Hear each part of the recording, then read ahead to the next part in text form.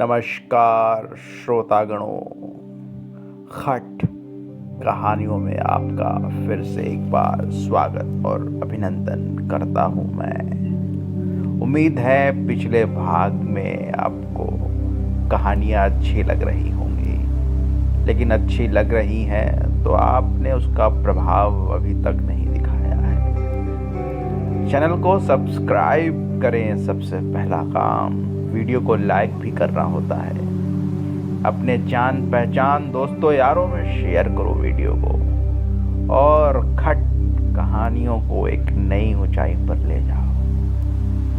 पिछले भाग में हमने कवि की व्यथा को सुना था, कैसे वो अपनी प्यास को बुझा लेता है और अंत में वो सब कुछ प्राप्त कर लेता है जो उसे चाहिए होता है। आज एक नया भाग आपके सामने प्रस्तुत हूं मैं लेके, राजा का संघर्ष।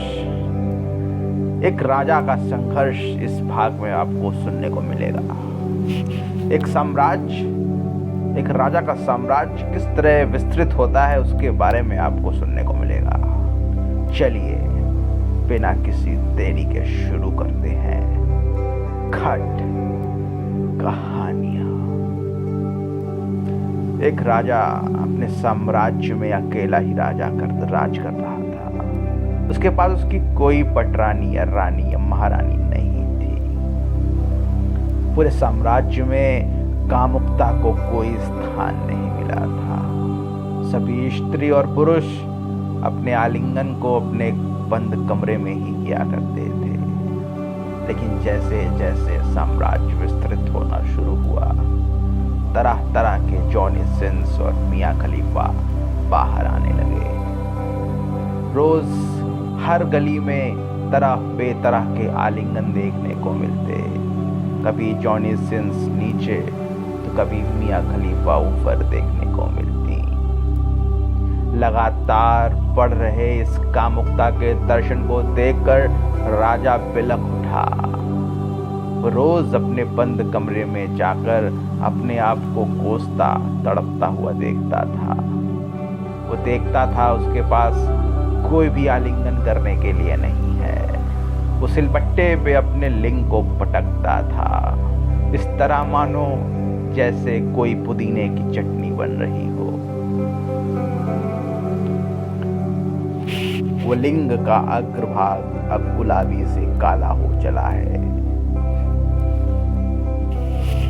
वो लिंग की रगड़ अब पूरे साम्राज्य को सुनाई पड़ती है।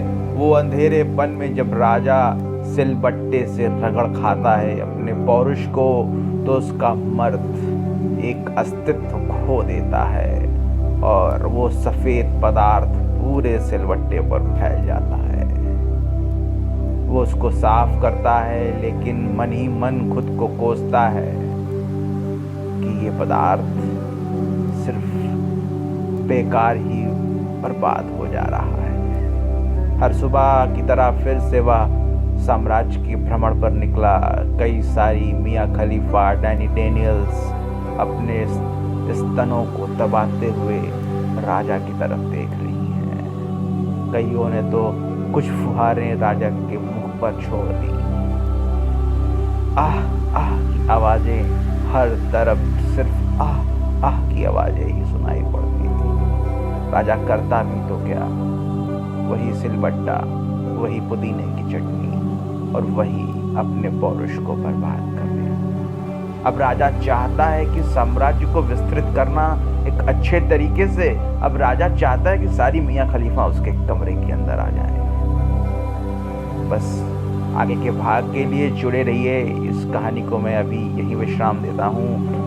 आगे सुनने के लिए सब्सक्राइब कीजिए, चैनल को लाइक और शेयर कीजिए। कमेंट में आप बता सकते हैं आप राजा की तरह सोचते हैं या फिर नहीं। बहुत बहुत धन्यवाद। नमस्कार। खट कहानियां।